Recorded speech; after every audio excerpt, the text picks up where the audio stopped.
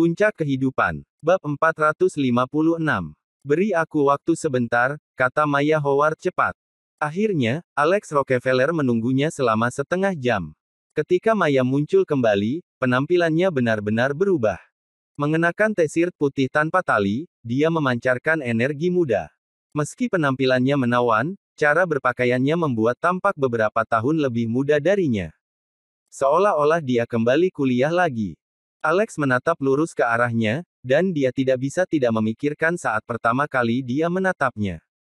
Hei, apa yang kamu lihat? Ayo pergi. Maya meraih lengannya dan mulai berjalan keluar dari villa. Di masa lalu, Maya pemalu dan tidak berani memegang tangannya dengan inisiatifnya sendiri. Tapi setelah melihat Alex berselingkuh dengan Waldfler, dia tiba-tiba menjadi jauh lebih berani. Aku ingin makan prasmanan, seru Maya. Dalam waktu setengah jam, mereka berdua tiba di restoran prasmanan yang cukup terkenal. Sementara itu, di tempat keluarga Yoel, seorang lelaki tua dengan rambut putih pendek telah tiba. Mata orang itu memancarkan kecemerlangan yang kuat, dan dia membawa aura yang mengesankan ke sekelilingnya. Siapa yang kamu cari, Pak? Seorang penjaga yang berpatroli di dekat pintu menghentikan lelaki tua itu untuk berjalan lebih jauh. Pria itu berkedip sekali, dan kecerahan di matanya sepenuhnya tersembunyi. Auranya yang mengesankan telah digantikan oleh aura ramah seorang lelaki tua. Tolong beritahu Tuan Rockefeller bahwa saya, Nathan Pattinson, dari keluarga Pattinson, ingin bertemu dengannya, kata lelaki tua itu. Ternyata dia adalah kepala keluarga Pattinson yang datang dari Alaska untuk meminta maaf secara pribadi kepada Alex Rockefeller. Penjaga itu tercengang. Orang tua, apakah kamu pergi ke tempat yang salah? Anda berada di Yoel's. Tidak ada orang di sini yang bernama Tuan Rockefeller. Pada saat ini, Keith Yoel kebetulan telah kembali dari tempat lain, dan dia bahkan ditemani oleh Michelle Yoel. Ketika Keith melihat lelaki tua itu, dia hampir kehabisan akal. Pattinson. Tuan Pattinson, mengapa Anda ada di sini? Keith bertanya dengan bibir gemetar. Bagaimana mungkin Keith tidak ketakutan? Tadi malam, mereka membunuh Gerald Pattinson. Sekarang, ayah Gerald ada di sini. Siapapun akan menebak bahwa lelaki tua itu pasti datang untuk membalas dendam. Sekarang Alex Rockefeller tidak ada di sini, apakah keluarga Yoel akan menderita sekali lagi? Namun detik berikutnya, Keith sangat terkejut melihat Nathan membungkuk dalam-dalam pada Michelle. Senang bertemu dengan Anda, Nyonya Rockefeller. Saya di sini untuk secara pribadi meminta maaf kepada Tuan Rockefeller, kata Nathan. Keith dan Michelle sama-sama terkejut. Ketika Alex menerima telepon dari Michelle, dia meletakkan makanan di piringnya. Apa? Kepala keluarga Pattinson datang untuk meminta maaf padaku. Alex juga tertegun sejenak, tetapi dia segera mengerti mengapa ini terjadi. Tampaknya kepura-puraannya sebagai Grandmaster bahkan lebih efektif daripada yang dia bayangkan. Aku di luar sekarang. Biarkan dia menunggu, kata Alex setelah berpikir sebentar. Baik. Michelle mengangguk. Setelah menutup telepon, Michelle berbalik untuk melihat Nathan. Rockefeller, suami saya meminta Anda untuk menunggu di sini, katanya. Sementara Michelle berbicara di telepon sebelumnya, dia telah melepas masker wajahnya. Hati Nathan tersentak saat melihat kata sel asteriske di wajahnya. Dia menjadi lebih rendah hati. Winnie Pattinson memiliki keberanian untuk mengukir kata seperti itu di wajah istri seorang Grandmaster. Dia punya banyak alasan untuk mati. Sementara itu, Alex kembali ke meja makan dengan makanannya. Yang mengejutkan, ada seorang pria duduk di kursinya. Alex langsung mengenalinya. Pria ini adalah teman sekelasnya di perguruan tinggi, Roger Graham. Pada saat ini, Roger menatap Alex dengan kepala miring dan ekspresi jijik di wajahnya. Alex, apakah kamu masih mengingatku?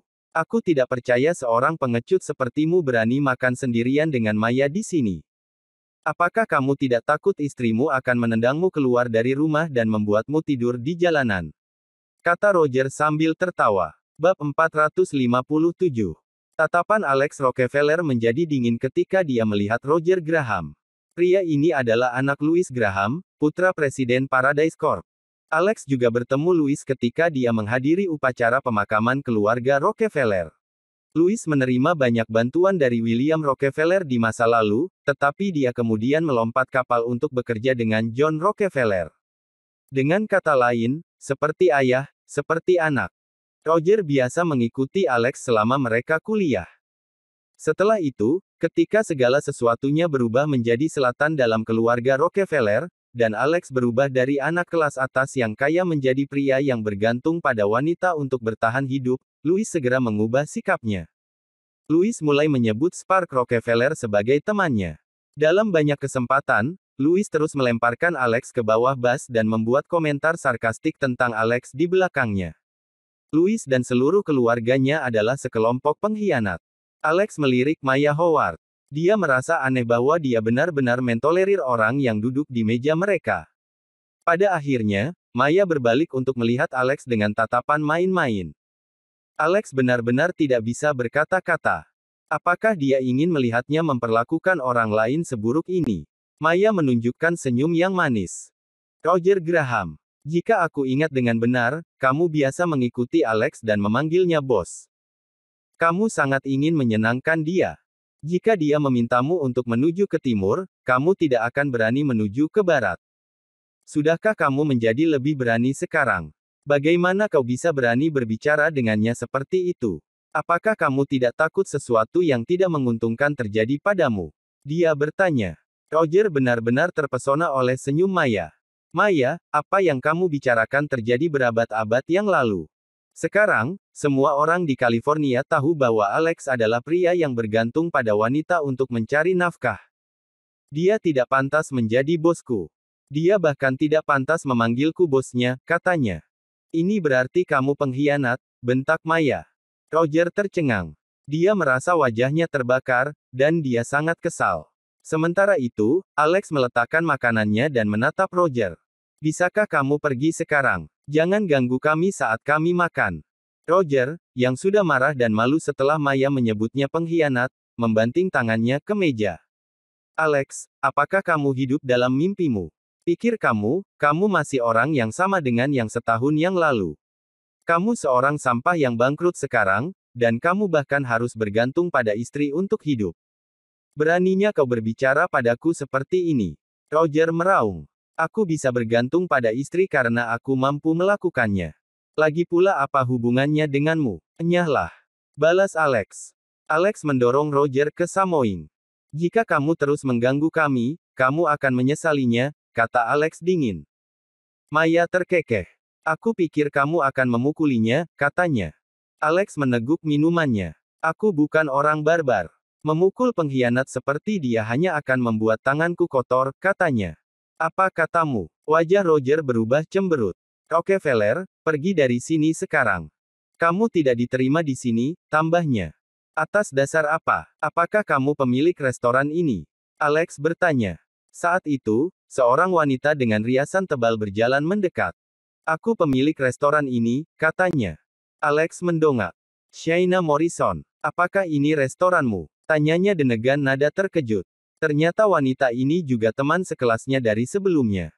Kembali ke perguruan tinggi, Shaina bahkan mengejar Alex. Sayangnya, penampilannya terlalu rata-rata untuk kemewahan Alex. Karena alasan ini, dia selalu menyimpan dendam padanya. Betul sekali. Shaina menatap Alex dengan seringai sinis di wajahnya. Alex, semuanya tidak sama seperti sebelumnya. Kamu bukan lagi anak kaya dari keluarga Rockefeller seperti dulu. Tuan Graham memintamu untuk pergi demi kebaikan dirimu sendiri. Jika istrimu, Lady Dorothy Essex, mengetahui bahwa kamu memiliki kencan dengan wanita lain, dia akan berhenti memberi makan. Itu mengerikan. Itu sebabnya kamu harus pergi. Aku tidak akan menagih apapun kali ini, tambah Shaina. Intrik yang melintas di mata Maya menjadi lebih jelas. Sepertinya dia sedang menunggu pertunjukan terjadi.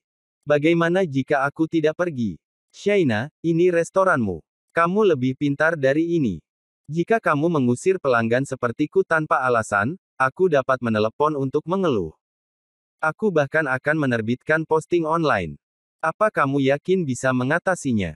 Alex mengangkat alisnya dan berkata.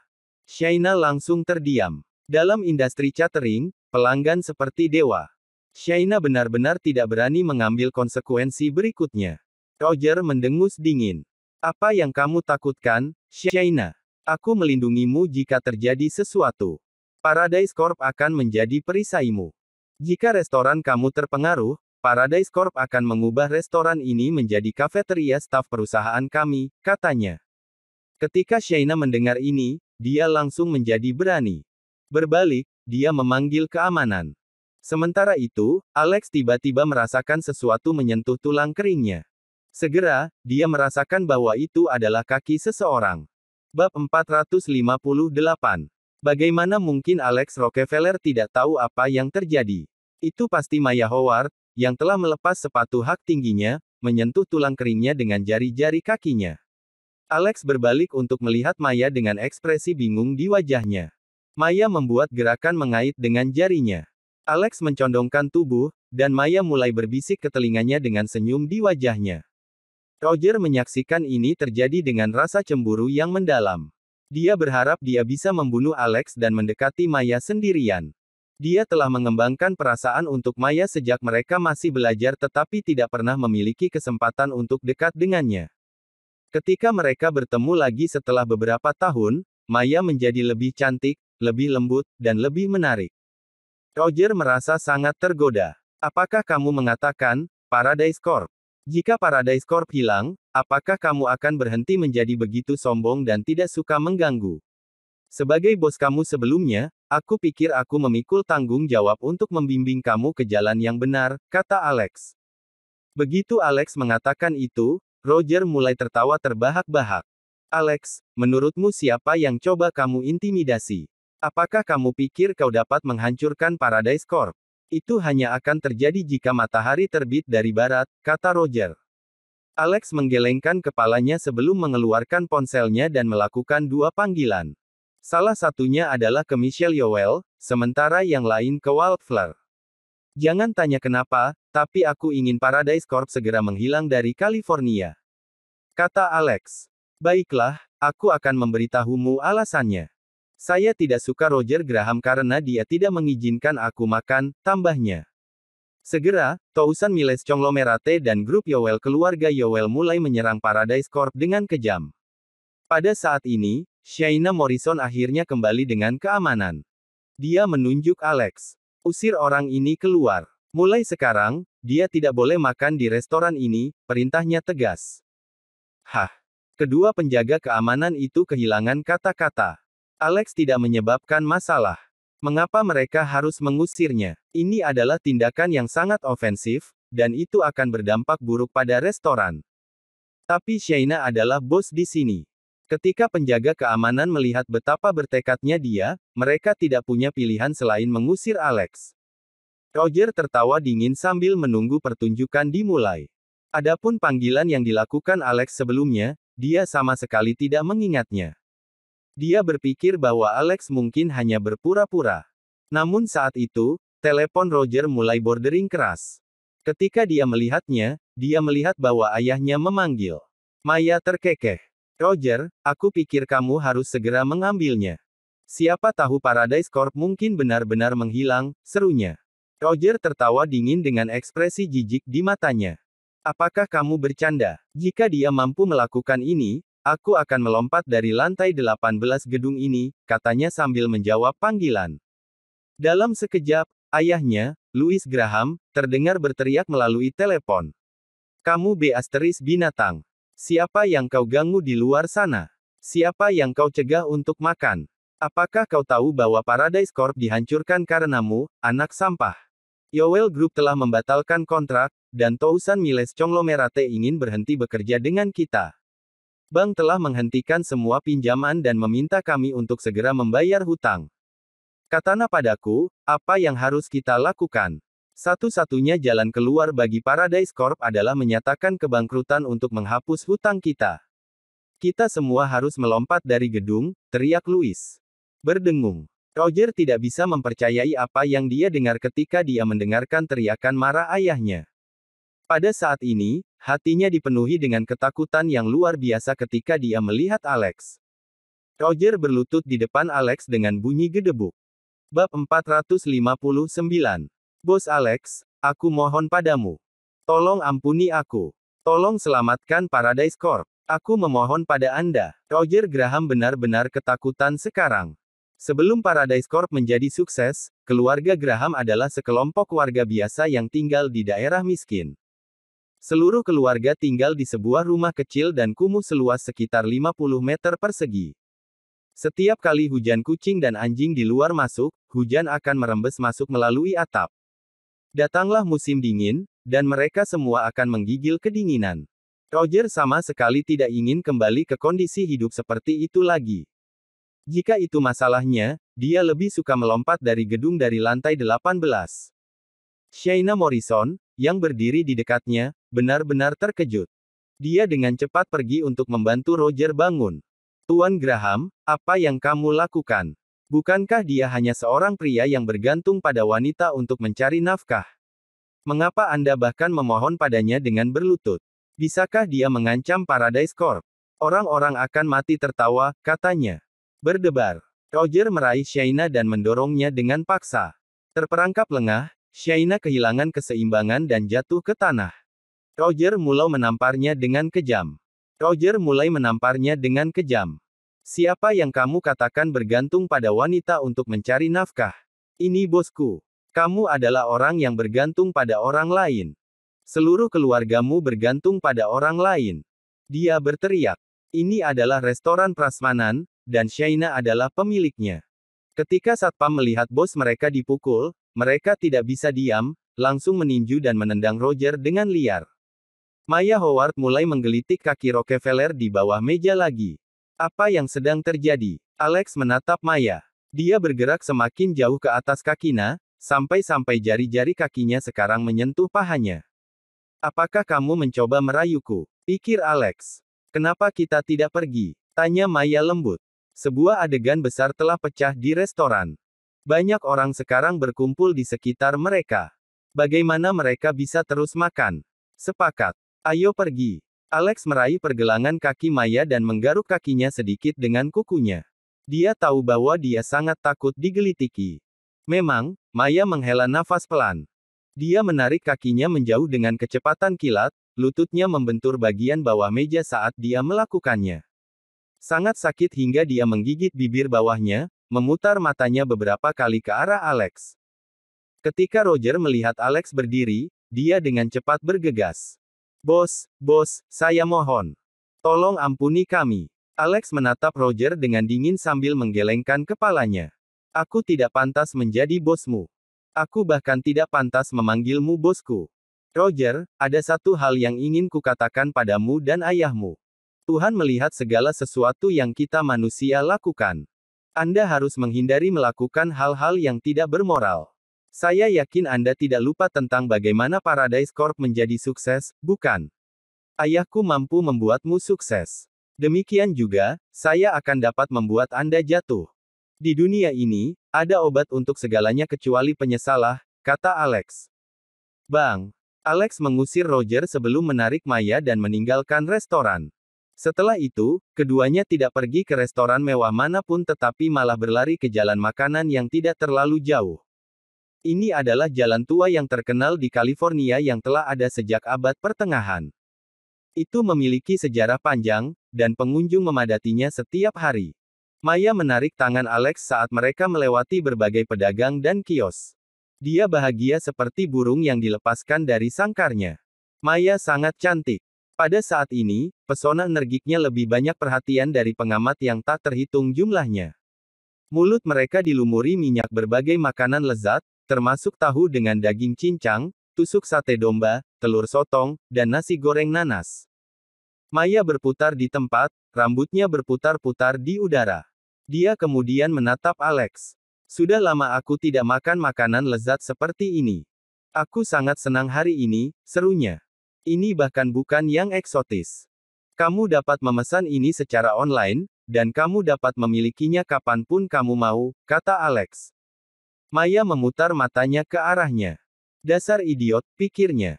Seringkali, makan enak melibatkan suasana hati seseorang dan teman makannya. Yang terakhir adalah yang paling penting. Adik laki-laki, ada sesuatu di bibirmu, Maya menunjuk ke mulut Alex dan berkata. Alex mengusap bibirnya. Apakah masih ada? Iya. Jawab Maya. Bagaimana dengan sekarang? Alex bertanya. Bab 460. Masih ada, mungkin semacam saus. Itu tidak lepas. Kamu akan membutuhkan handuk basah. Sini, biar aku bantu, kata Maya Howard. Dia melihat sekeliling di dompetnya tetapi tidak menemukan handuk basah. Aku akan mencucinya di toilet, kata Alex Rockefeller. Toilet umum agak jauh dari sini. Kita harus kembali ke titik awal. Aku punya ide, kata Maya. Apa itu? Alex bertanya. Detik berikutnya, Maya melingkarkan lengannya di leher Alex dan menempelkan bibir merahnya ke bibirnya.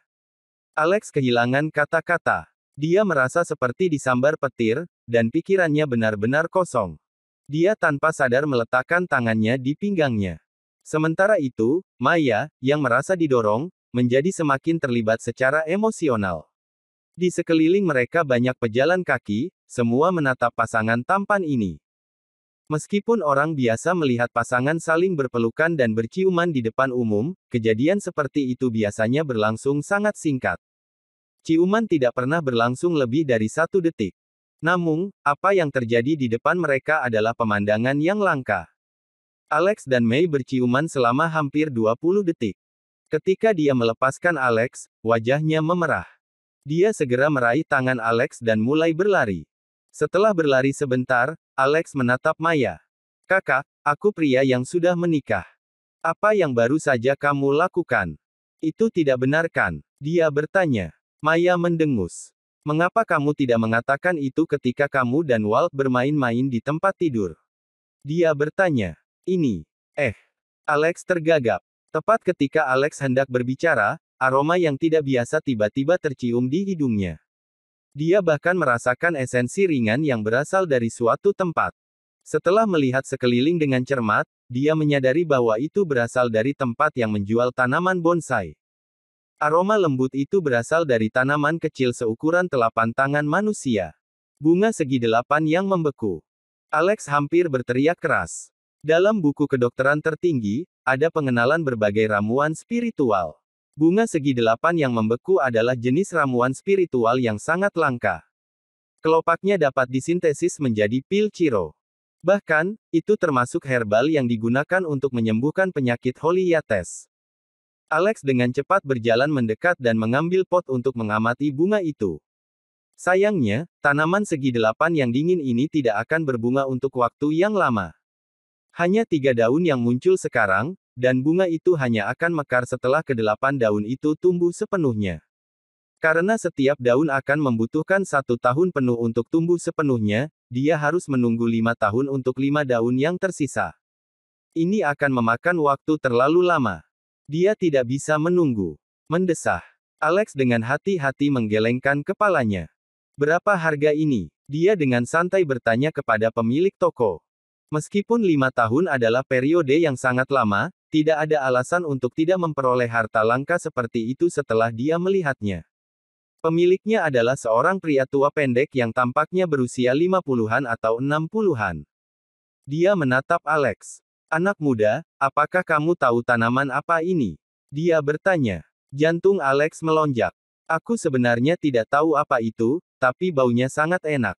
Bisakah Anda memberi tahu saya jenis apa? Alex bertanya. Pria tua itu tersenyum dan menggelengkan kepalanya. Saya juga tidak tahu apa itu. Saya secara acak menemukannya dan mengambilnya. Jika Anda menginginkannya, saya dapat menjualnya kepada Anda seharga $20, katanya. $20 untuk sebatang bunga segi 8 yang membeku. Bahkan jika itu tidak sepenuhnya tumbuh, itu cukup curang dari tawar-menawar. Menurut buku kedokteran tertinggi, ketika bunga segi 8 beku sepenuhnya matang, bahkan taipan kaya dan ahli top akan berjuang untuk mereka. Tidak berlebihan untuk mengklaim bahwa bunga-bunga ini tak ternilai harganya. Alex segera membagikan sejumlah uang dan membeli tanaman itu. Pak, saya sangat menyukai jenis tanaman ini.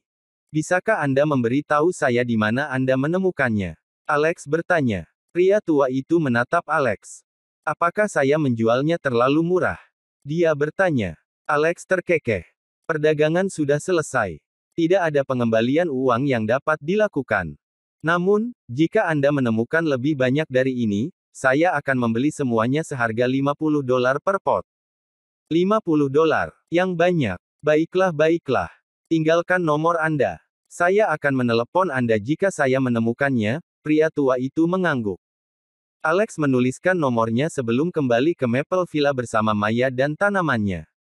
Kakak, aku akan pergi ke tempat keluarga Yoel. Apakah kamu mau ikut? Alex bertanya pada Maya. Karena kepala keluarga Pattinson ada di sini, Alex harus menemuinya. Aku terlalu lelah. Aku tidak merasa ingin pergi. Kau bisa pergi tanpaku, kata Maya. Baik. Aku akan ganti baju, kata Alex sebelum menuju ke atas. Ketika dia memasuki kamarnya, dia terkejut dengan apa yang dia lihat. Apa yang sedang terjadi? Alex bertanya. Bersambung.